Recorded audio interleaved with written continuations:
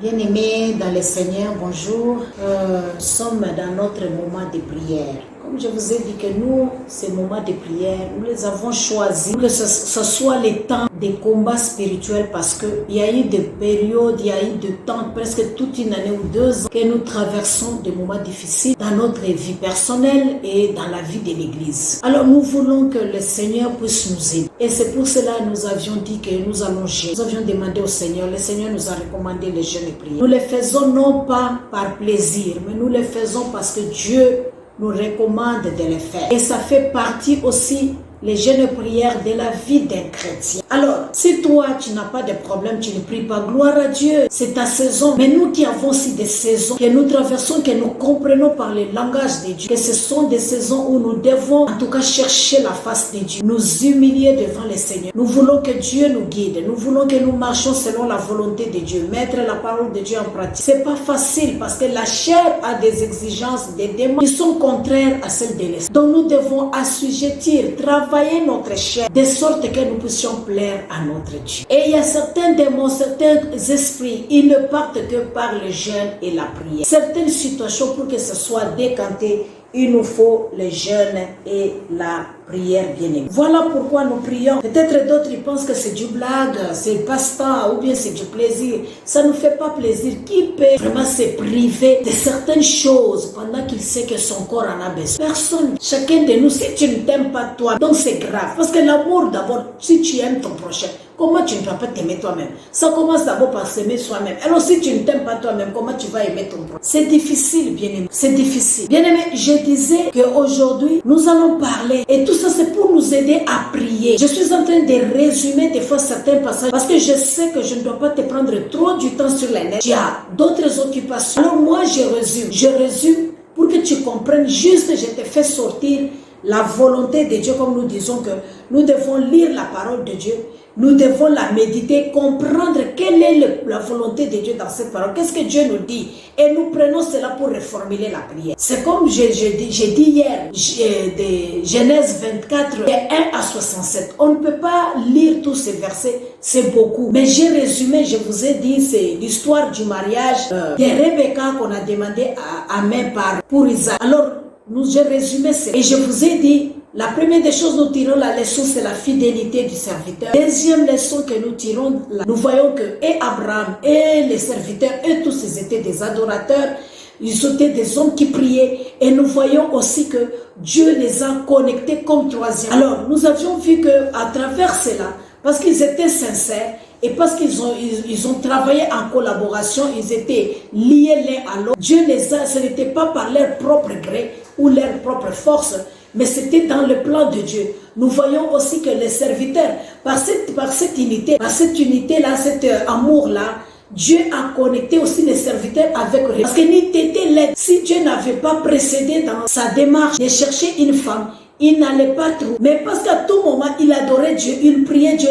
Dieu lui a guidé, en tout cas lentement, vraiment dans la destinée. Et il a réussi. Il est retourné avec la femme Rebecca auprès de son. Et je vous ai parlé que dans nos prières, nous devons savoir qu'il y a la volonté absolue de Dieu. Alors dans cette volonté absolue de Dieu là, quand Dieu fait quelque chose, des fois il est fait avec ça. Et nous voyons que c'est Dieu qui vient à la rencontre de l'homme, comme Dieu a fait avec Abraham. Et quand il veut rencontrer, Dieu quitte le ciel, il descend, il veut agir, il vient rencontrer d'autres. Et je vous ai dit que quand il y a contact entre l'humanité et le divin, il y a échange. Il y a quelque chose d'extraordinaire qui se passe. Dieu prend la faiblesse, Dieu prend les charges, Dieu prend les difficultés de l'homme et maintenant il lui donne ses capacités, il l'équipe, il lui donne sa résolution, il lui donne la solution, il lui garantit, il lui fait grâce, il le guide et il l'aide. Et quand nous voyons même dans la vie d'Abraham, quand il avait reçu les anges, pour que les anges puissent lui révéler ce qui va se passer à Sodome et Gomorrhe, il avait préparé un gâteau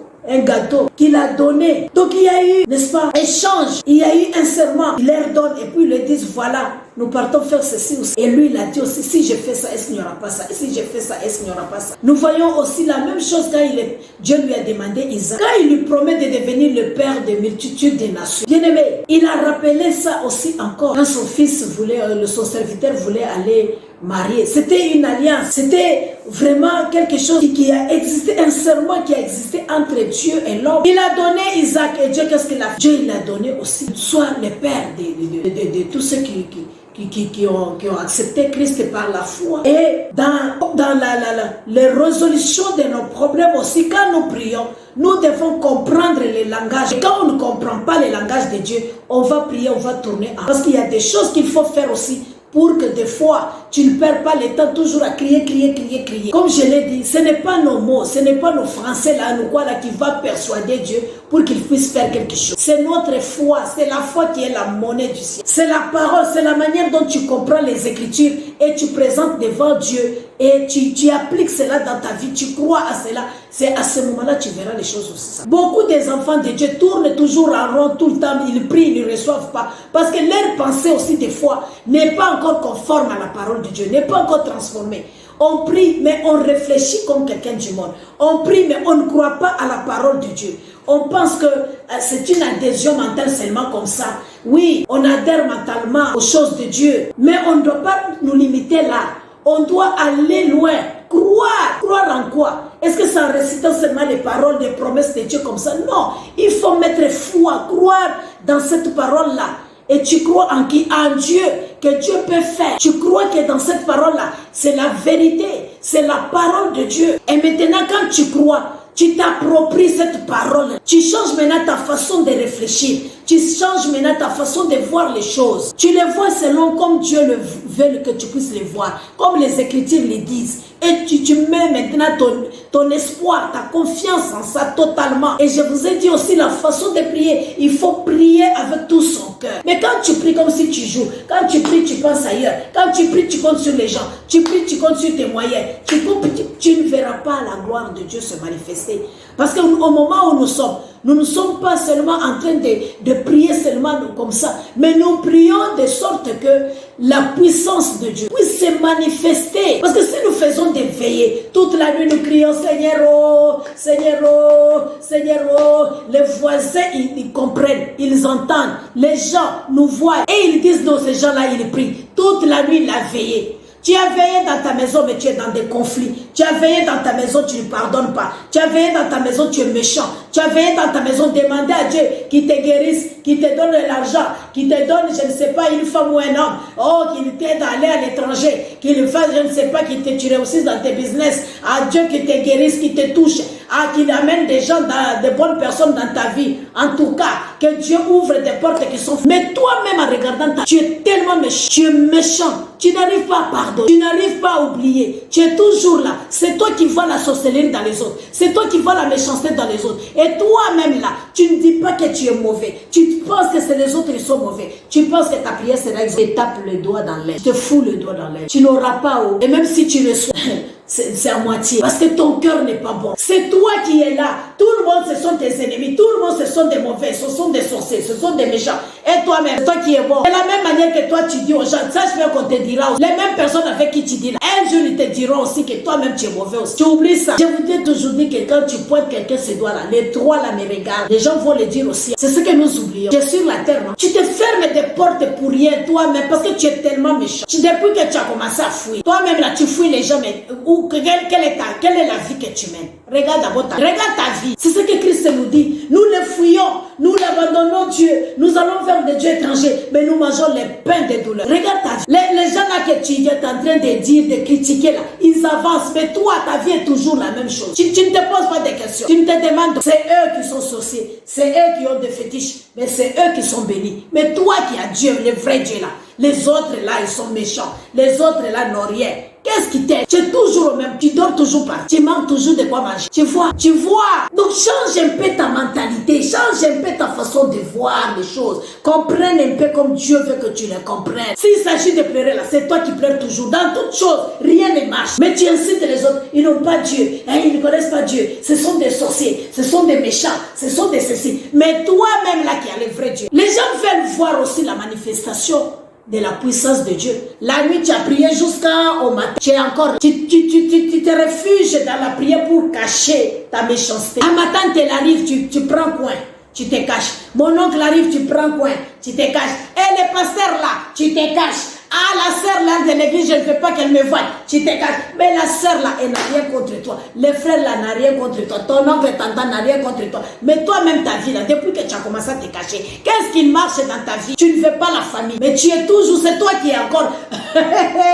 Mon Dieu, aide-nous, aide-nous. Bien-aimé, quand tu connais comment est-ce que le ciel travaille, les choses deviennent simples. Si Dieu est de ton côté, qui c'est? La Bible dit, si Dieu agrée la voix de quelqu'un, il dispose favorablement même ses ennemis. C'est-à-dire, il va vivre en paix même là où ça ne marche pas. Mais parce que Dieu est avec toi, ça marchera pour toi. Donc, quelque part, c'est toi qui manques Dieu. Quelque part, c'est toi qui as un pied dedans, un pied dehors. C'est pourquoi tu ne vois pas la main de Dieu. Dans la vie de l'homme là, il y a ce qu'on appelle le libre arbitre aussi. Donc, la volonté de Dieu là, devient plus puissante. Alors, Dieu ne peut pas faire sans ta volonté. Si certaines choses ne marchent pas dans ta vie, c'est toi-même. Parce que tu dois t'élever, tu dois t'engager, tu dois te donner, tu dois prendre des résolutions. Que je refuse ce genre de vie. Mais si tu ne prends pas la décision, tu veux que le pasteur vienne faire à ta place, tu veux qu'il fasse cela à ta place. Un frère, une soeur, diacre, ancien, qui va faire cela à ta place? Ta maman, ton papa. Toi-même, tu es toujours dit. Toi-même, quand on te dit qu'est-ce que tu penses tout à l'avenir là, je n'ai rien comme idée. Je n'ai rien comme pensée. Tu ne penses rien, mais qu'est-ce qui va arriver dans ta vie? C'est libre arbitre là. Tu es libre d'accéder au ciel. Tu es libre de prier, de passer première scène, deuxième scène, troisième scène, là où Dieu règne. Tu vas aller là-bas, lui parler. Et tu dois savoir que le premier scène, il y a des démons, il y a des choses là-bas. Il y a les dominations. Deuxième scène, il y a des autorités, des mondes de ténèbres qui règnent là-bas. Tu dois combattre pour que ton ciel s'ouvre. Pendant que les autres sont en train de prier, toi tu dors. Pendant que les autres sont en train de travailler, toi tu négliges, tu es paresseux, tu ne veux pas. Et c'est toi qui es premier quand tu vois les autres aussi, non, ils ont la sorcellerie, non, ils ne prient pas, non, c'est les fétiches. Si c'est les fétiches, la brousse est libre, non, toi aussi va entrer, va couper ton arbre. Parce que tu penses que les autres c'est les fétiches qui t'empêchent d'aller couper aussi pour toi, pour faire. Ne soyons pas bornés dans notre façon de raisonner. Ne soyons pas limités dans ce 21e siècle où la parole de Dieu est à la portée de tout le monde. Et achète une Bible, lis. Commence à lire toi-même. Si ce qu'on te dit, tu ne veux pas écouter. Si tu n'as pas confiance aux hommes, même achète ça, achète et prends. Commence à lire. Tu ne veux pas lire, tu ne veux pas écouter. Maintenant, tu seras qui dans... Parce que c'est en étant libre. La Bible dit Christ, la parole de Dieu va vous affranchir et vous serez réellement. Si le Fils vous affranchit, vous serez réellement libre. C'est cette liberté-là qui va te donner l'accès d'entrer au ciel, de prier, de demander des choses, de chercher pour toi. C'est cette liberté qui te permet de faire quelque chose. Parce que toute chose là, ça dépend des niveaux. Tu es un enfant de Dieu, mais tu es toujours... Le ciel là, tu vas y entrer, le royaume de Dieu tu auras. Mais il y a des choses sur la terre ici, il faut combattre. La Bible nous dit que depuis la période de Jean-Baptiste, le royaume des cieux est pour les violents. Il faut s'accaparer, il faut s'efforcer, il faut s'y donner. Si tu as déjà accepté Christ, mais tu ne veux pas faire autre chose, tu auras la vie éternelle, gloire à Dieu. Mais certaines choses sur la terre ici, tu ne les auras pas parce que tu ne veux pas travailler. Tu ne veux pas toi-même t'efforcer. Tu n'arriveras pas. Et c'est comme ça même dans la foi même, les niveaux spirituels même. Nous sommes dans des classes différentes. On n'a pas les mêmes niveaux, il faut se dire. On n'a pas les mêmes niveaux. Donc tu dois travailler pour que ton niveau augmente et paix. Tu dois travailler. Et c'est en priant, c'est en s'y donnant, c'est en méditant, en écoutant la prédication, les conseils de ceux-là qui nous ont défoncés dans la foi. Mais plus la parole de Dieu, il y a plus de sagesse, il y a plus de révélations, il y a plus d'orientation, il y a plus que ce que tu penses. Mais si tu te dis, ah, moi là je vais rester, le niveau d'exaucement aussi diffère. Il faut que tu arrives au niveau où tu dis les choses et puis tu les vois. Il faut que tu arrives au niveau de dire que les portes s'ouvrent pour toi. Il faut que tu arrives au niveau de combattre des démons, des territoires, les démons de certains niveaux, des autorités établies. Il faut que tu arrives là-bas, il faut que tu puisses percer. Ne reste pas seulement dans des prières terre à terre, là où tu pries pour les maux de tête, les maux de tête est parti. Gloire à Dieu. C'est la manifestation aussi de la présence de Dieu, de la puissance de Dieu. Mais envie d'aller plus loin, la Bible nous dit, affectionnez-vous aux choses là où est assis Dieu, là où est assis Christ à la droite. Mais toi, tes yeux sont toujours sur terre. Tes yeux sont toujours sur terre. Les choses d'en haut là, ça ne t'intéresse pas. La vie de Dieu là, ne t'intéresse pas. Les choses de la terre là, sache bien que ça restera un jour. Ça restera où? Même si tu construis des gratte-ciel, même si tu remplis des véhicules et des véhicules, même si tu achètes des avions et des avions, même si tu fais quoi, bien aimé, ça restera. mais ton éternité, tu la passeras où? Je ne te dis pas, j'ai aimé la prédication de dimanche. On nous a dit, si cette terre nous aurons au centuple, c'est-à-dire nous devons travailler. Et quand tu lis même au commencement la parole de Dieu dans Genèse, là, on dit que Dieu a donné les jardins à l'homme pour qu'il y travaille. Donc c'est quelque chose, c'est une première responsabilité que Dieu a confiée à l'homme, de gérer, de travailler. Donc c'est normal de travailler pour t'acquérir ce que tu cherches. Mais n'oublie pas que ton âme, Dieu en a besoin. N'oublie pas que tes sentiments, si tu les laisses te dominer, tu vas marcher contrairement à la volonté de Dieu. Tu as besoin de Dieu. Parce que cette chair-là, elle retournera où on l'a tirée, à la terre. Or, l'homme n'est pas seulement charnel, l'homme est aussi spirituel. La Bible dit en réalité dans l'homme, c'est l'esprit. Mais quel est l'esprit qui est en toi? Tu le nourris avec quoi? Tu le développes comment? C'est toi qui rêves de devenir grand. C'est toi qui rêves de devenir, je ne sais pas, grand prophète. C'est toi qui rêves de devenir, je ne sais pas, grand serviteur de Dieu, grand prédicateur. Mais quelle est la vie que tu mènes? Quelle est la vie de prière que tu as? Quel est le bagage de la parole de Dieu qui est rempli? Tu es encore en dessous de la bouteille. Tu n'es même pas encore au milieu. Mais maintenant, tu envisages des grandes choses. Les poids là, ça sera soutenu par quoi? Une maison, quand on construit l'étage là, c'est d'abord les profondeurs et ça dépend aussi des piliers maintenant qui soutiennent cela. Mais toi là, tu es qui? Dans la maison de Dieu, on ne peut pas te voir. Tu es quel? Parce que les piliers diffèrent. Il y a des petits piliers comme ça. Ce sont des piliers des fois qu'on met, n'est-ce pas, pour soutenir les fils de quoi là, que nous puissions étaler les habits. Mais il y a des piliers qu'on met pour des maisons, des colonnes qui soutiennent toute la maison. Dès que vous faites tomber, en tout cas, ça s'écroule. Tu es quel? Dans des palaces, des palais, il y a des piliers, des colonnes qu'on construit différemment. Ça ne sera pas comme un pilier qu'on met dehors pour faire, n'est-ce pas, juste mettre un hangar ou bien mettre, je ne sais pas, quelque chose pour se reposer à cause du soleil. C'est toi-même qui connais. Mais tout dépend de toi. Tout dépend de toi. Lève-toi. Change ta façon de prier. Change ta façon de voir les choses. Change ta façon de raisonner. Christ nous a rachetés dans notre vaine manière de vivre. Et la Bible nous dit que ce que nous rencontrons, sachons bien que nous ne sommes pas les premiers. Il y a aussi des frères et sœurs ailleurs qui ont vécu les mêmes choses. Mais comment est-ce qu'ils se sont? C'est en s'y donnant, en s'engageant, en priant, en cherchant Dieu de tout dans leur maison tranquillement. Ils prient dans la sérénité, dans la vérité. Leur âme, leur cœur est attaché à Dieu. Mais toi tu pries, tu regardes à ta montre, tu pries, ton esprit est toujours à ton téléphone. Tu pries, tu ne peux pas fermer ce téléphone-là, faire une prière même de 5 minutes, de 10 minutes vraiment concentré, tu ne peux pas. Mais tu veux recevoir des choses, comment tu les auras? Bien aimé, ça sera difficile. Ça sera difficile. Je t'exhorte encore. Il nous reste encore 6 jours ou 5 jours pour que nous terminons les jeûnes qu'on a programmés. Les autres ont déjà commencé à recevoir des résolutions.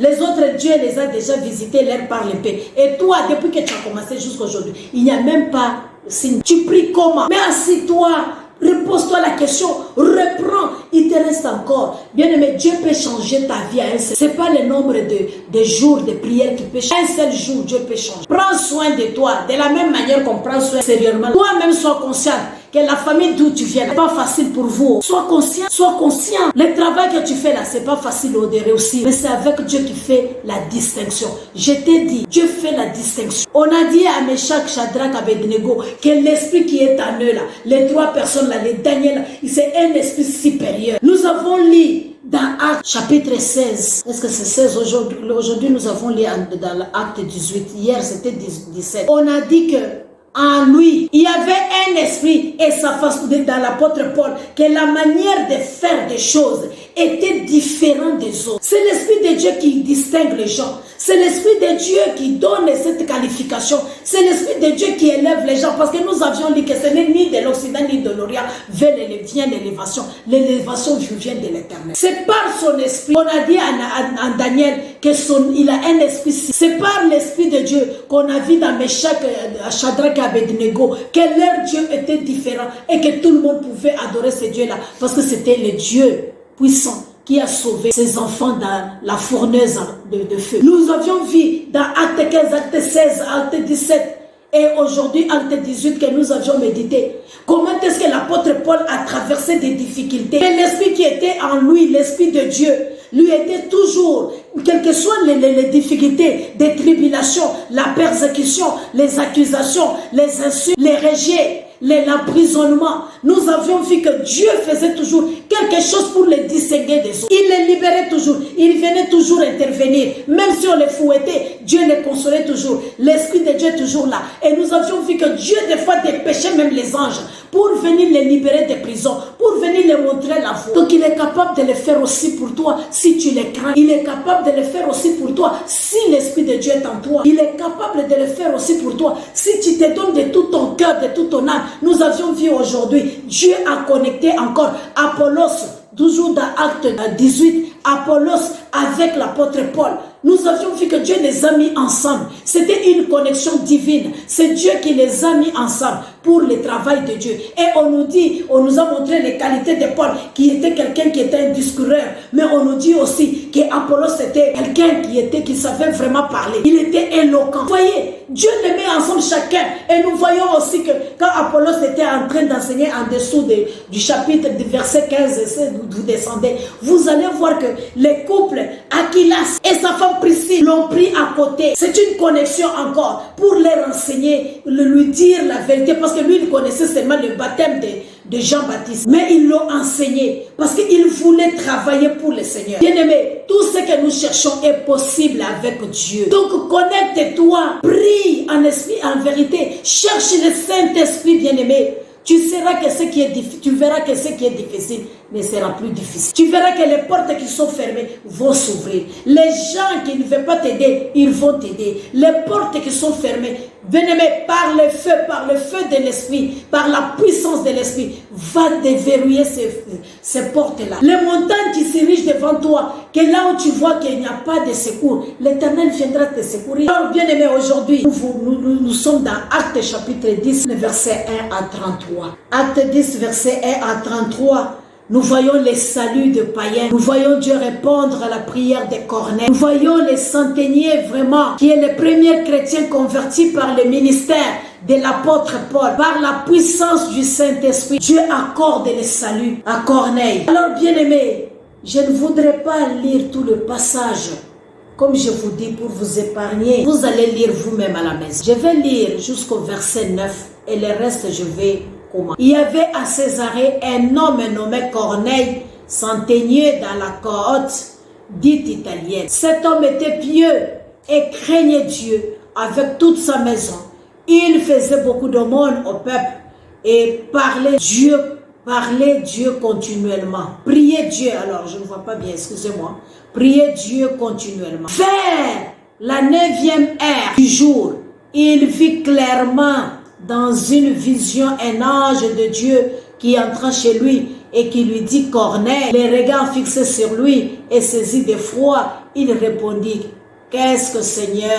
Et l'ange lui dit tes prières et tes aumônes sont montées devant Dieu et il s'en est souvenu. Envoie maintenant des hommes à Joppé et fais venir Simon surnommé Pierre. Il est logé chez un certain Simon, corroyeur, dont la maison est près de la mer. Dès que l'ange qui lui avait parlé fut parti, Corneille appela 2 de ses serviteurs, un soldat pieux d'entrée, c'est ce qui était attaché à sa personne. Et après leur avoir tout raconté, il envoya à Joppé. Le lendemain, comme ils étaient en route et qu'ils s'approchèrent de la ville, Pierre monta sur le toit vers la 6e heure pour prier. Bien-aimés, nous voyons Corneille que Dieu qualifie d'un homme pieux et qui craignait Dieu, ainsi que toute sa maison. Et on nous dit que c'était un homme qui faisait beaucoup d'aumônes au peuple. Il priait Dieu continuellement. Ces aumônes-là, il ne les faisait pas seulement aux enfants de Dieu, au peuple, c'est-à-dire à sa nation, aux frères et sœurs, aux gens avec qui il vivait. Et d'un coup, ce jour-là, l'Éternel s'est souvenu de ses prières. On nous dit à la 9e heure. Vous voyez les heures aussi de pointe, les heures de prière.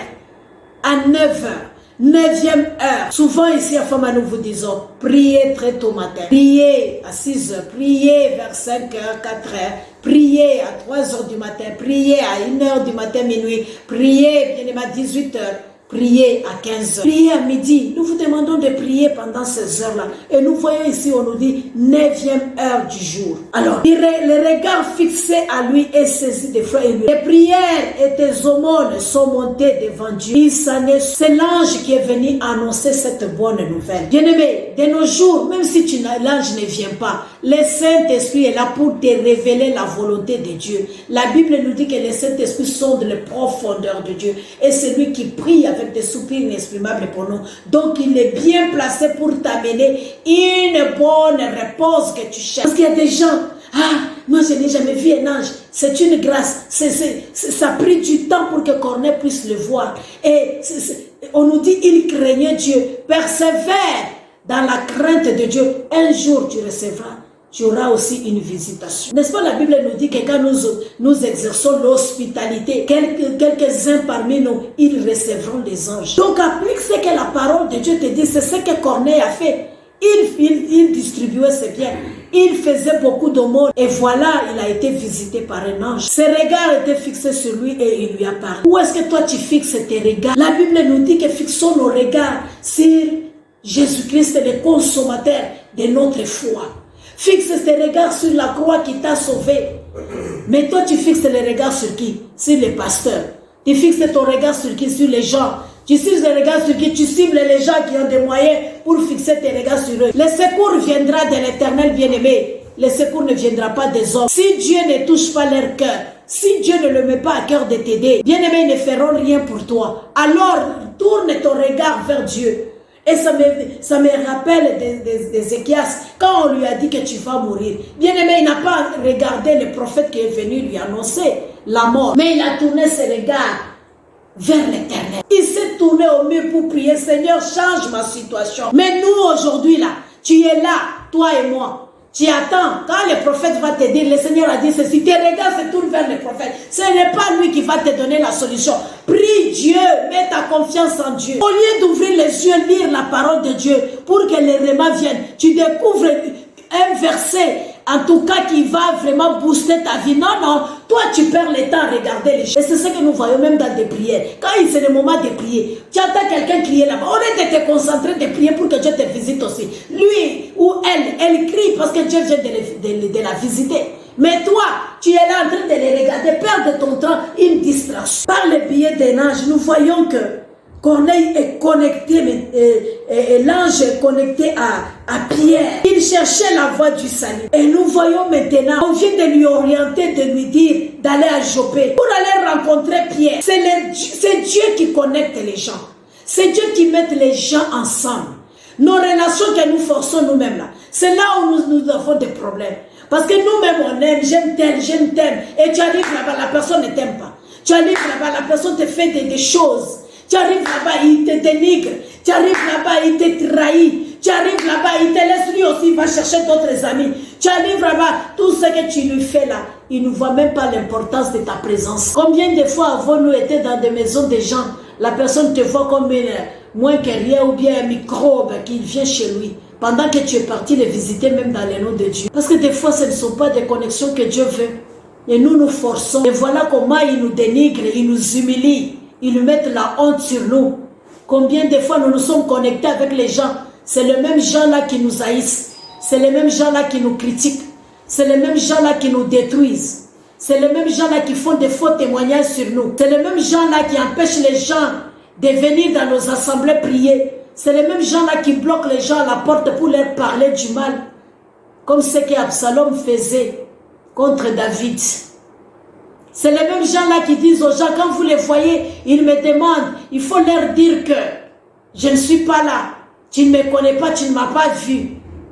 La méchanceté. Parce que nous voulons nous connecter aux gens que Dieu lui-même ne veut pas des fois. Parce que les gens, des fois, quittent nos vies. Nous plairons, nous allons les chercher jusqu'à bien-aimés dans le Seigneur. Notre Père Céleste lui-même, il sait ce qui est bien pour nous. Donc nous devons nous confier en Dieu, que mettre notre confiance dans des hommes. Le Très-Haut, il va prévoir, il va pourvoir, il va nous permettre certaines choses, il va nous connecter lui-même. Comme il a connecté Corneille avec Pierre, comme il a connecté l'ange avec avec Corneille, bien-aimé. Il lui a montré la voie. Va à Joppé, tu vas rencontrer un homme qui s'appelle Pierre. Oh, bien-aimé, il va venir le montrer, parce qu'il cherchait le salut. Il va venir lui présenter Christ et il aura la vie éternelle. Il faut prier que Dieu t'oriente vers un Pierre que tu ne connais pas où il est, bien-aimé. Et des fois, Dieu nous recommande d'aller vers les gens. Mais nous-mêmes, nous disons, non, je ne veux pas telle personne. Je ne veux pas celui-là. Moi, je voudrais tel serviteur. Et ce sont des choses que nous rencontrons même dans les ministères. Dieu peut te donner des enfants au lieu d'obéir, de suivre ce que tu lui dis. Parce que Dieu sait pourquoi il t'a mis là-bas. Le petit que tu connais là, que tu puisses... Mais lui, il te dit non, non. J'ai vu un pasteur très puissant sur Facebook. J'ai vu un serviteur de Dieu vraiment. Celui-là, il ne te connaît même pas. Et tu ne peux pas être un enfant de quelqu'un dans la foi qui n'a pas conduit, qui n'a pas vu, qui ne connaît pas. Vous ne comprenez jamais ces choses. Et il te dit carrément, moi j'aime tel pasteur. Alors, maintenant quand tu as difficulté, le pasteur là est où? Tu l'as vu sur Facebook. Et même si tu as ses coordonnées, il ne peut même plus te suivre maintenant. C'est toi qui prends ta dîme, tu vas déposer, tu prends tes dîmes, tu vas déposer. C'est pas mauvais. L'Esprit de Dieu des fois nous conduit d'aller donner des choses à des hommes de Dieu. C'est pas mauvais, il faut le faire. Si c'est recommandé par l'Esprit. Mais si c'est une décision personnelle, parce que tu l'aimes, parce que tu as envie, mais Dieu t'a-t-il mis sous sa responsabilité? C'est ce que vous oubliez. Tu vas s'aimer sur la terre qui n'est pas bonne, parce que Dieu ne t'a pas mis là-bas. Et quand tu ne comprends pas les choses spirituelles, tu vas agir dans la chair et puis tu n'as pas de résultats. Tu commences à dire que l'homme de Dieu là n'est pas ouais. C'est pas lui qui n'est pas ouais, c'est toi-même qui as fait les choses que Dieu ne t'a pas dit de faire. Lui il est ouais. Comment est-ce que tous ceux qui sont à côté de lui sont bénis? Si toi tu n'es pas béni, c'est toi. Parce que tu ne fais pas les choses conformément à la parole de Dieu. Acceptons la recommandation de Dieu. Ce que nous voyons avec l'apparence, ce n'est pas ce que Dieu voit. Saül est parti oindre les enfants de Dieu. Arrivé là-bas, lui, il a regardé ce qui était beau de extérieur, ce qui était beau de visage, qui était présentable, qui était costaud. Mais Dieu lui a dit quoi? Vous les hommes, vous regardez l'apparence, mais moi, Dieu, je regarde le cœur. Et des fois, c'est comme ça. Quand on regarde dans l'apparence, la personne ne te plaît pas. La tête ne te plaît pas. Tu te dis, non, non, Dieu ne peut pas utiliser celui-là. Il a une grosse tête. Non, non, non, non, elle est courte. Non, non, non, elle est mince. Non, non, non, non, elle est comme ça. Ou bien il est comme ça, moi je ne fais pas. Il n'a pas étudié. Non, non, il a quel diplôme? Non, non, non, non, il est de quelle classe sociale? Non, il est connu où? Il n'est pas dit que quand vous voyez les pasteurs avec, je ne dis pas, 1000 followers pour dire qu'ils sont connectés au ciel ou bien parce que Dieu les agrée. Non, ne voyez pas avec les yeux. C'est Dieu qui connaît qui il connaît. C'est Dieu qui connaît qui lui-même. C'est Dieu qui connaît qui il est. Et nous regardons par l'apparence. Nous ne devons pas aussi juger. Et c'est comme ça même dans les services de protocole. On va voir quelqu'un qui vient, il est dans l'air négligé comme ça. On ne va pas lui donner une bonne chaise. Quand on voit quelqu'un qui vient comme ça, Majunda qui se fait voir, qui se fait montrer, qui est comme ça, comme ça.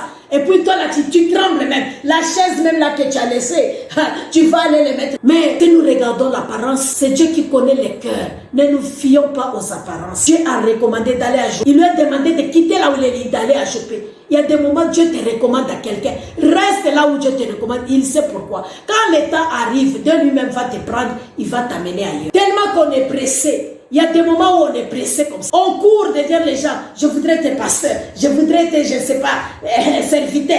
Je voudrais être... Pendant qu'il n'est pas encore le temps de Dieu. Tu cours, tu vas entrer dans un ministère qui n'est pas encore le temps de Dieu. Et tu auras des problèmes. Pourquoi? Parce que nous cherchons toujours l'apparence. On cherche l'approbation des hommes. Au lieu de craindre Dieu. Au lieu d'obéir à Dieu. Au lieu de faire plaisir à Dieu. Mais nous voulons l'apparence. Nous voulons nous faire plaisir. Enfant de Dieu, c'est Dieu qui possède tout. Et il peut mettre ça dans ton pierre que tu peux rencontrer. Dans la personne à qui on t'a recommandé à Joppé. Moi-même quand j'étais malade, l'Esprit de Dieu m'a dit, prends l'argent là. Va donner dans une église là. On adore en esprit et en vérité pour ta santé. Dieu m'a recommandé, ça s'est fait. Mais quand je le fais, ce n'est pas une habitude maintenant que je ne dois pas donner l'offrande dans mon église, que je ne vais pas payer ma dîme dans mon église. Je vais aller donner ailleurs parce que, en tout cas, je vois qu'il y a l'onction là-bas. Il y a l'onction là-bas, Dieu t'a connecté là-bas. Dieu t'a-t-il connecté là-bas? Tu vois comment tu fais par sentiment les choses. Et qu'as-tu reçu maintenant? Faites attention. Que Dieu nous connecte à notre pierre, que Dieu nous connecte là où nous devons être. Peut-être tu peux me dire, pasteur, si je ne les connais pas, cela importe peu. Corneille ne connaissait pas Pierre, mais cela ne l'a pas empêché que l'ange puisse les visiter et établir une connexion. Cela ne l'a pas empêché. Ce n'est pas à tout moment que Dieu nous recommande.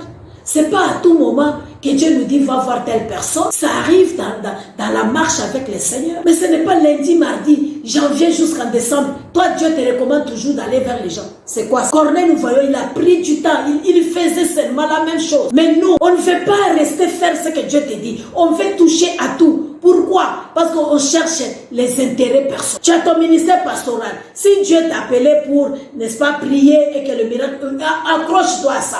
Si Dieu t'a appelé comme prophète, accroche-toi à ça. Si Dieu t'a appelé comme, je ne sais pas, servante dans tel domaine, accroche-toi à ça et associe la prière à ça. Mais nous voulons être des multidimensionnels de nous, des femmes à 1000 mains de nous-mêmes, des hommes extraordinaires. On veut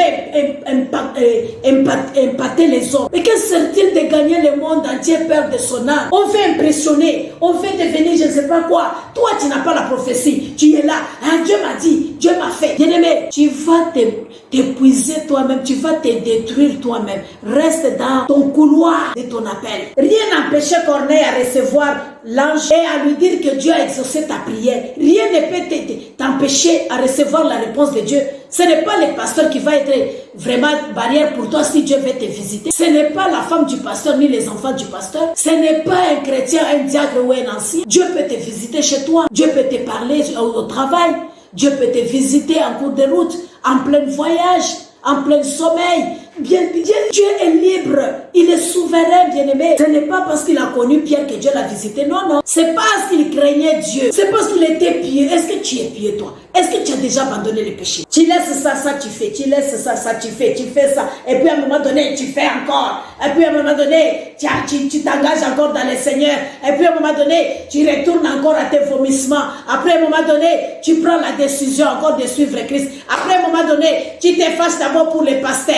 Après à un moment donné, les frères et sœurs en Christ, je ne vais pas les voir chez moi. Je vais même déménager. Depuis que tu as commencé à faire ces choses-là, qu'est-ce que tu fais? Les manigances là que tu fais là. Tu le fais d'abord pour... Tu as gagné. Parce que les enfants de Dieu là n'ont pas de regard sur ça. Ils regardent maintenant à la croix. Ils regardent à la croix. Nous-mêmes les hommes de Dieu là, on regarde aussi à Christ. Parce que nous sommes dans un temps mauvais. Jésus revient bientôt. On n'a pas le temps pour toi. Et tous ces manigances que tu fais là, tu le fais pour tous ces troubles que tu fais. Tu le fais pour qui? Tu penses que les gens ont le temps toujours pour toi pour ça? On n'a pas le temps pour ça. Moi là, je n'ai pas le temps pour ça. Vraiment, je n'ai pas le temps pour ça. Je n'ai pas le temps pour ça.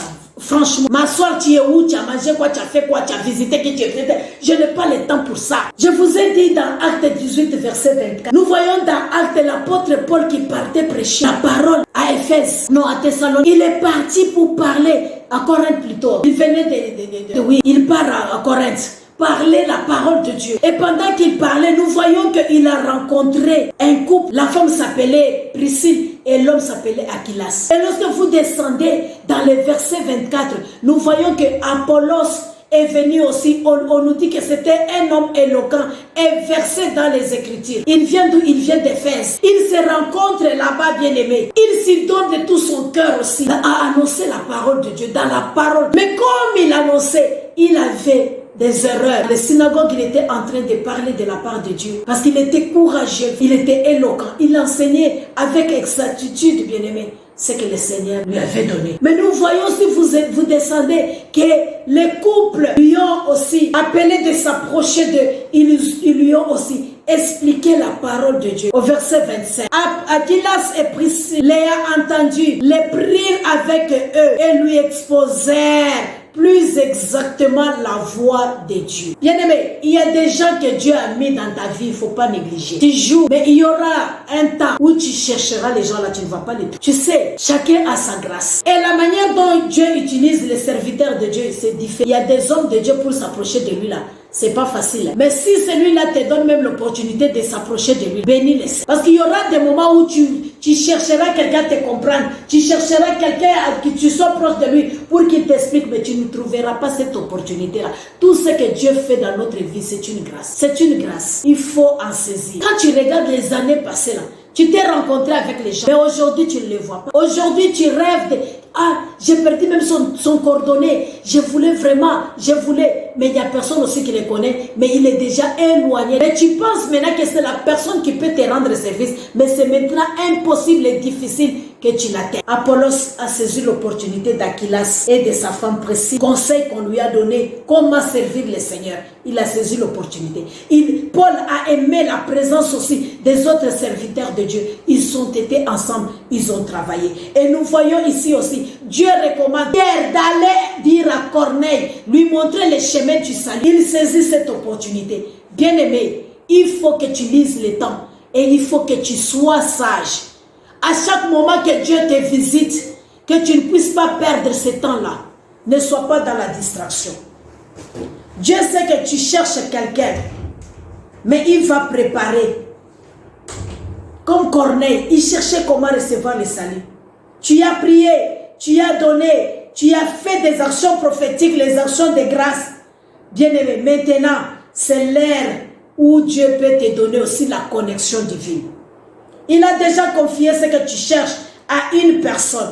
Rappelez-vous, c'est Pierre ici, c'est l'ose. Corneille, c'est Pierre. Mais je vous dis toujours que Dieu travaille avec les hommes. Et je le dis et je le répète.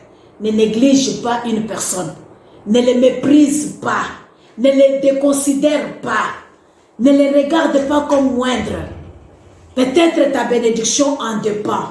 Quand Dieu te fait connaître avec quelqu'un, il y a des gens comme ça dans la vie, moi je ne sais pas. Tu lui rends un bon service, mais lui il te remet la monnaie des singes. Tu récolteras. Parce que le bien que la personne a sémé, même si toi tu ne le rends pas, Dieu lui donnera. Je vous ai dit, dans la volonté absolue de Dieu, il le fera parce que c'est une sémence. C'est un serment que Dieu lui-même a dit. Si tu sèmes, tu vas récolter. Il y a des gens comme ça. Ils sont là, quand tu les aides, tu fais un service, ils sont contents. Mais quand ils reçoivent, ils te voient moins que rien, ils te jettent comme un papier de la toilette. Tu récolteras ce que tu sèmes. Quelqu'un t'a aidé, quelqu'un t'a assisté, quelqu'un t'a fait du bien, quelqu'un a prié pour toi, quelqu'un a payé un ticket pour toi, quelqu'un t'a donné un habit, quelqu'un t'a donné la nourriture, quelqu'un t'a donné de l'eau, quelqu'un t'a épargné de la mort, quelqu'un t'a assisté quand tu étais malade, quelqu'un t'a fait ceci. C'est toi qui es là, tu oublies, tu fais le mal, tu les récolteras. Si toi tu ne récoltes pas, tes enfants vont les récolter. Parce que ce que nous sémons là, nous allons récolter. C'est toi, quelqu'un t'accueille, tu te mets à faire du mal, à les critiquer, à faire ceci. Bien aimé, tu récolteras. Ce que tu sèmes là, on va aussi te critiquer. Quelqu'un te reçoit, il prie pour toi, tu arrives quelque part, tu critiques, tu oublies la grâce que Dieu t'a fait à travers cette personne-là. Bien-aimé, Dieu qui est juste, qui a tout enregistré, tu vas payer ces prix-là. Et tu vas voir, des fois nous pensons que non, moi aussi je vais tomber malade, ou bien moi aussi je vais avoir telle chose. Ce n'est pas ça. Ou bien moi aussi je vais, peut-être on va me faire du mal. Ce n'est pas des fois ça. Des fois Dieu bloque les portes. La bénédiction que tu gagnais là, tu ne vas plus avoir ça. Dans tes mains devient sec, tu commences à souffrir pour avoir même un pain. Pourquoi? Parce que tu as créé, tu as fait du mal dans le cœur de quelqu'un. Et pour que tu puisses te repentir, tu te dis, c'est qui? Je m'en fous. Moi, c'est seulement Dieu. Eh bien, comme la loi là, ce n'est ni pour les païens, ni pour les chrétiens. C'est Dieu qui a établi ça pour tout le monde. Tu vas subir ça sur le soleil. Tu vas subir ça. Tu vas subir ça. On ignore, on joue, on critique, on fait ceci. Tu oublies qu'il y a quelque chose à récolter. Si tu ne te répands pas sincèrement. Et la repentance aussi. Quand tu fais du mal à quelqu'un, il faut voir la personne, tu dis, ah, pardonne-moi. Si tu vas vers Dieu, j'ai pris, c'est fini. Bien-aimé, c'est bon, Dieu souverain t'a entendu. Mais tu n'as pas créé. Moi, c'est une leçon que Dieu m'a enseignée. Il y a une chose que j'avais fait à mon mari. J'ai prié, mais à un moment donné, j'ai demandé pardon. À un moment donné, Dieu m'a visité. Il m'a parlé. Tu demandes, moi Dieu, je t'ai déjà pardonné. Mais comme tu as fait du mal à ton mari là, C'est comme si tu dois avoir quelque chose à 100%. Et cette chose-là est liée à moi, est liée aussi à ton mari. C'est ton mari avec qui tu es dans le mariage. C'est ton mari à qui tu as fait du mal. Il faut que tu lui vois, tu lui demandes pardon. Bien-aimé, vous pensez des fois quand nous vivons comme ça, tu penses que tout est permis. Quand tu fais certaines choses-là, tu as créé du mal à ton mari, du mal à ta femme, tu lui as mal parlé, tu lui as manqué du respect, tu ne l'as pas honoré, tu te dis je m'en fous, Dieu va me pardonner seulement. Bien-aimé, j'ai été enseigné par Dieu que le pardon là, quand tu fais du mal à quelqu'un là, c'est comme si tu as 100% du pardon. Dieu te pardonne à 100%, mais l'homme aussi doit te pardonner à 100% pour que ce soit 100% encore et que tu puisses recevoir cette faveur-là. En d'autres termes, c'est comme si les 50% est pour Dieu, les 50% est pour l'homme que tu as fait du mal là. Et quand on les met ensemble, ça devient 100%. Dieu oublie réellement que nous avions péché. Mais la personne à qui on a fait là, il continuera à parler à l'Éternel à cause de toi. Il continuera à crier, Seigneur, rappelez-vous d'Abel et Caïn. Il a parlé avec Dieu. Dieu lui a dit, si tu as fait du bien, tu n'allais pas te plaindre. Fais du bien. Il y a un danger à ta porte. Il a négligé. Et aujourd'hui, il tourne le monde entier. Et Dieu dit, celui qui le tuera, il le vengera 7 fois. Et c'est comme ça les enfants de Dieu s'hazardent toujours. Quand il fait quelque chose, oui, Dieu m'a déjà pardonné. Je m'en fous. Tu t'en fous, mais ce n'est pas fini dans les cœurs à qui tu as commis, tu as fait du mal, à qui tu as blessé. Ce n'est pas fini. Donc il continue son autel là. Continue à parler devant toi. Son autel de prière là. Il dit, Seigneur, la personne qui m'a blessé là, la personne qui m'a fait là, Seigneur, en tout cas, fais de sorte que il y a des gens qui parlent contre toi. Hein. Il y a des gens qui prient contre toi dans leur maison. Hein. Donc ce n'est pas encore fini. Des prières montent. Et toi tu réclames la bénédiction. Et quand les prières montent, tu dis, Seigneur, c'est comme le sang de ceux-là qui réclament la vengeance. Le sang d'Abel réclame la vengeance, n'est-ce pas? Ça parle contre Caïn. Les gens que tu as tués là, leur sang parle contre toi. Les gens que tu as empoignardés là, leur sang parle contre toi. Mais il faut que tu te répandes sincèrement. Il y a des péchés qu'on doit faire publiquement. Seigneur, pardonne-moi, j'ai tué. C'est pas pour rien les gens qui sont dans des mystiques, quand ils se convertissent, ils font leur confession, ils le disent aussi ouvertement pour dire qu'ils ne sont plus dans ces choses-là. Et c'est pour autant Dieu ne les a pas encore pardonnés. Non, Dieu les a déjà pardonnés pour montrer aux autres que les voies là ne sont pas de bonnes voies. Ça ferme là. Ce sont des barrières que tu mets sur ton chemin. Tellement ton cœur est dur, tu as entendu la parole et la parole, tu t'endurcis. Tu vas t'endurcir, mais la finalité, c'est toi qui vas souffrir, c'est pour ton bien. Celui qui a des oreilles entende ce que Dieu dit à l'église. Donc Dieu a préparé pour Corneille un Pierre avant même que l'ange vienne lui annoncer que Dieu a écouté ta prière, avant même qu'il reçoive le salut. C'est ça l'avantage de faire du bien. C'était un religieux, il faisait le bien parce que c'était recommandé de faire du bien. Mais Dieu a vu, son cœur était bon et il craignait Dieu. Dieu a préparé aussi le salut. Quand tu fais du bien, là, ne pense pas que tu sèmes en l'air. Tu vas récolter cela. Parce que Dieu va voir ton bon cœur là. Et même ce que les gens planifient pour toi là, ce que les gens parlent contre toi là, Dieu va préparer de sorte que tu ne tombes pas dans leur piège. Dieu va faire de sorte qu'il te délibère de leurs mains. Il va te défendre, il va t'assister, il va t'aider. Il peut aller te libérer même dans le main de tes ennemis, les sorciers, les magiciens. Il peut te libérer, bien-aimé, parce que ton cœur est bon, parce que tu fais du bien. Et c'est pour cela, nous voyons certaines personnes qui sont religieuses, mais ils sont bénis. Parce que c'est la loi. Ils ont sémé et Dieu est venu à leur secours. Donc quand nous faisons du bien là, nous avons aussi le salut.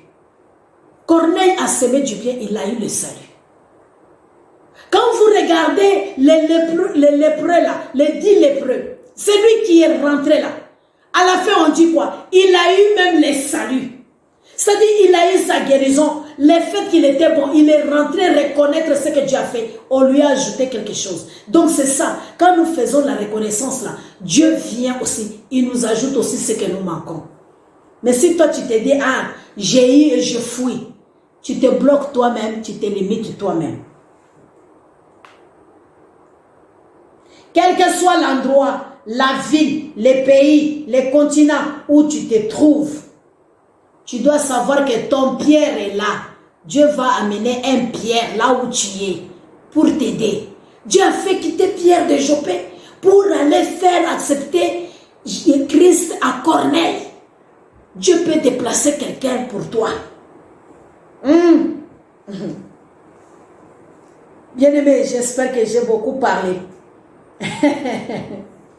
Nous voulons prier. C'est ça que je te disais que les niveaux d'exaucement, c'est différent. Tout dépend de ta consécration. Si ta consécration est moindre, le niveau d'exaucement là, tu auras des petits. C'est ça. Regarde comment il s'est consacré. Regarde comment il s'est donné. Donc son niveau d'exaucement là, c'est grand. Hein? L'ange est venu. Et puis Pierre s'est déplacé. Un apôtre s'est déplacé pour lui.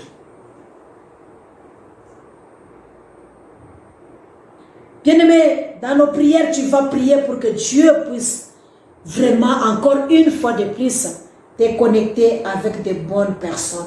Qu'il dégage sur ton chemin de mauvaises personnes.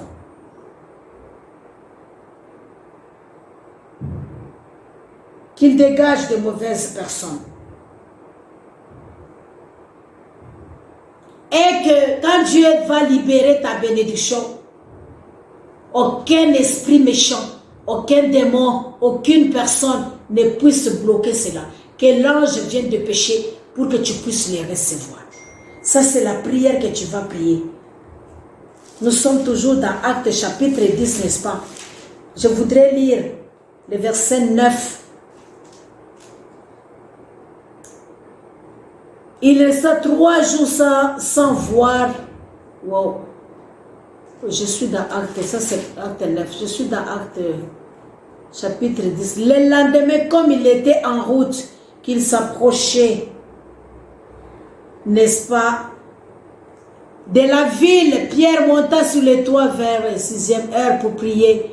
Il eut faim, il voulut manger. Pendant qu'on lui présentait à manger, il tomba en extase. Il vit le ciel ouvert et un objet semblable à une grande nappe attachée par les 4 coins qui descendait à s'abaisser vers la terre et où se trouvaient tous les quadrupèdes et les reptiles de la terre et des oiseaux des cieux. Et une voix lui dit, lève-toi Pierre, tue et mange. Mais Pierre dit, Seigneur, non Seigneur, car je n'ai jamais rien mangé d'essuyé ni d'impur. Et pour la seconde fois, la voix se fit entendre à lui ce que Dieu a déclaré pur. Ne regarde pas comme souillé. Cela arriva jusqu'à 3 fois. Et qu'aussitôt après, l'objet fut retiré dans le ciel. Tandis que Pierre ne savait en lui-même que penser du sens de la vision qu'il avait eue. Voici, les hommes envoyés par Corneille, s'étant informés de la maison de Simon, se présentèrent à la porte et demandèrent à haute voix si c'était là que logeait Simon, surnommé Pierre. Et comme Pierre était à réfléchir sur la vision, l'Esprit lui dit, voici 3 hommes te demandent, lève-toi et descends et pars avec eux, sans hésiter, car c'est moi qui les ai envoyés. Waouh! Bien-aimés, nous voyons que Dieu lui-même qui a commencé quelque chose, il a cheminé avec ça et il a terminé avec ça. Et lui qui voyait des choses impures, Dieu lui dit que tu dois manger. Il répond qu'il ne peut pas parce que c'est souillé. Dieu lui dit, qui te dit de regarder, de déclarer c'est que moi, je ne dis pas que c'est souillé, toi tu les considères comme souillé. Bien-aimé, ça sera ton cas. Peut-être les gens disent que tu es souillé. Peut-être les gens disent que tu n'es pas chrétienne. Peut-être ou chrétien, ou servante de Dieu, ou serviteur de Dieu. Il te dénigre, bien-aimé. Mais le temps viendra et il est déjà arrivé. Quand Dieu te pardonne, quand Dieu te considère, personne ne va te rabaisser. Quand Dieu déclare le parole de bénédiction, personne ne va le bloquer. Parce que la Bible dit, ce qui est entre les mains de Dieu, personne ne peut lui ravir. Tu es utile, tu es important aux yeux de Dieu. Il va envoyer les gens, il va envoyer la bénédiction pour t'atteindre, pour arriver jusque là où tu es, bien-aimé. Ne t'inquiète pas, ce n'est pas le temps, ce n'est pas l'endroit où Dieu peut être limité. Rien n'est impossible à Dieu. Dieu n'est pas limité. Ce qui est impossible aux hommes est possible à Dieu. Donc, bien-aimé, crois. De la même manière, Corneille était considéré comme un païen. Pierre ne voulait pas aller chez les païens, mais il avait reçu la mission d'aller annoncer la bonne nouvelle chez les païens. Mais là, il est dans la peur, là, il est dans la confusion, là, il est dans la chair. Là, il dit, non, moi, je suis juif, je ne peux pas manger ce qui est impur, je ne peux pas toucher, et je n'ai jamais même mangé. Beaucoup de gens sont comme ça dans la maison de Dieu. Ils se voient comme s'ils sont trop saints. Dieu ne peut pas sauver un païen. Ils sont trop saints. Dieu ne peut pas exaucer quelqu'un qui n'entend pas la parole de Dieu ou qui ne vient pas dans l'église. Ils sont trop saints. Ils pensent que Dieu est leur Dieu à eux seuls. Dieu est le Dieu de tout le monde. Si tu pries, même dans ta maison, là où tu es, sache bien que Dieu va te sauver. Il y a des gens qui sont tellement hautains. Ils pensent que Dieu est le Dieu de leur tribu ou bien de leur famille, de leur église ou bien de leur, je ne sais pas, quartier ou bien de leur communauté ou bien de leur pays. Non, il est le Dieu de tout le monde. Il faut le savoir. Il est le Dieu de tout le monde. Et quiconque le cherche, il se laisse trouver. Et j'ai aimé un verset qu'on a médité hier ou avant-hier. La Bible dit, c'est dans Acte 17, je voudrais lire cela pour clôturer. Acte 17, le verset 27. La volonté de Dieu. Il a voulu qu'il les cherchasse, les seigneurs, et qu'ils s'efforçassent de les trouver en tâtonnant. Oh bien-aimé, bien qu'il ne soit pas loin d'un chacun de nous. Ça, c'est la volonté de Dieu. Que nous puissions les chercher en tâtonnant. Bien-aimé, de la même manière que tu tâtonnes à les chercher là, il va se laisser trouver. Et tu verras la gloire de Dieu. Si tu appliques réellement ce que je te dis, la parole de Dieu dans ta vie, tu te repens. Tu prends la résolution de lire la parole, de méditer la parole. La résolution de mettre la parole de Dieu en pratique, c'est-à-dire obéir à la parole de Dieu et au commandement de Dieu, les préceptes de Dieu. Change ta façon de penser maintenant. Tu penses comme Dieu le veut. Tu t'équipes, tu remplis ton intelligence, ton cœur, ton âme de la parole de Dieu, devant des difficultés. Bien-aimé, médite, rumine, renvoie en toi la parole de Dieu. Aie la vie de prière. Connecte-toi à de bonnes personnes. Cherche à faire du bien. Prie le Seigneur de tout ton cœur, de toute ton âme, de toute ta force. Bien-aimé, le Seigneur se souviendra de toi. Pratique ce que la parole de Dieu te dit. Les aumônes, les dîmes, les offrandes. Aide les autres. Sois un homme d'un bon cœur. Ne jalouse pas. N'envie pas ce qui n'est pas à toi. Abandonne toutes ces choses-là. Ne trahis jamais quelqu'un. Ne cherche pas la mort de quelqu'un. Marche conformément à la parole de Dieu. Tu vas voir avec une vie de sanctification, une vie de mise à part. Cherche le Saint-Esprit. Dans tout ce que tu fais, que l'Esprit de Dieu te guide, l'Esprit de Dieu t'oriente. Bien-aimé, cherche que l'Esprit de Dieu soit en toi. Si tu n'as pas encore l'Esprit de Dieu, demande la plénitude du Saint-Esprit, que le Saint-Esprit puisse se manifester en toi. Si tu acceptes Christ comme Seigneur et Sauveur, les mêmes jours, tu auras le cachet du Saint-Esprit. Il est le sceau de la rédemption. Alors, si tu as ce sceau de la rédemption, commence à lui demander de t'aider, commence à lui demander de te guider, commence à lui demander de te révéler des choses cachées profondes. Il te parlera, il t'aidera, tu seras distingué et tu réussiras. Que le Seigneur te bénisse abondamment. Et quant à la prière, comme nous l'avons dit, que l'ange de Dieu, le Saint-Esprit de Dieu, la puissance de Dieu puisse établir une connexion entre toi et celui que tu peux appeler Pierre de ta vie. Et maintenant, je prie aussi que tu sois visité par Dieu. Que tu sois visité comme Corneille a été visité par l'ange. Il a été visité par Pierre. Que toi aussi tu sois visité, bien-aimé. Que Dieu puisse raccourcir toute distance entre lui et toi.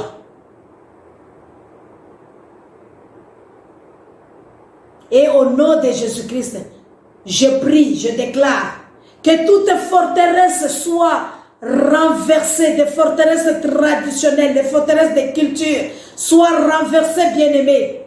Parce que Pierre, il voulait empêcher la bénédiction d'arriver à Corneille à cause de la culture, à cause de la tradition. Et beaucoup de gens sont dans ça. Ah, tu pries là-bas. Nous sommes des Ivoiriens. Lui, il est Congolais. Il ne faut pas aller chez les pasteurs congolais. Venez à nous. Ça, ce sont des limites, des barrières, des cultures, des traditions. Ah, parce que c'est une femme. Tu veux prier avec lui? Non, nous, on n'est pas là-bas. Parce qu'on nous a dit. Des limites. Vous vous mettez des limites. Que le Saint-Esprit éloigne de toi ces forteresses des limites-là. Éloigne de toi. Ah, lui, il est de telle nationalité, mais Dieu, il nous sauve. Toutes les langues, toutes les races, qui peut nous éloigner de la grâce de Dieu, de la bonté de Dieu, qui nous éloignera de la bonté de Dieu. Qu'est-ce qui peut te séparer de l'amour de Dieu? C'est ta culture, c'est ta tradition, c'est la langue, c'est la nudité, c'est l'épée. C'est les hommes ou c'est les femmes. Qui nous séparera, dit Galates, de l'amour de Dieu? C'est pourquoi la Bible nous dit, vous avez commencé par l'esprit, vous voulez terminer par la chair. Parce que nous regardons nos cultures. Nous ne vivons plus selon cette culture-là. C'est vrai, la Bible véhicule une culture. Mais nous vivons selon les principes de Dieu, la parole de Dieu. Si c'est que ta culture t'enseigne là, et que c'est en conformité avec la parole de Dieu, gloire à Dieu. Mais si c'est que t'enseigne là, c'est différent. C'est en disconformité avec la parole de Dieu. Pourquoi tu suis cela? Parce que toi, tu n'es pas le citoyen de ce monde. Tu es dans ce monde, mais tu n'appartiens pas à ce monde. Je déclare, bien-aimé, je confesse que la connexion soit dans ta vie surnaturellement établie par Dieu lui-même. Et que Dieu lui-même les matérialise dans ta vie au nom puissant de Jésus-Christ. Et que toutes ces barrières prennent fin au nom puissant de Jésus.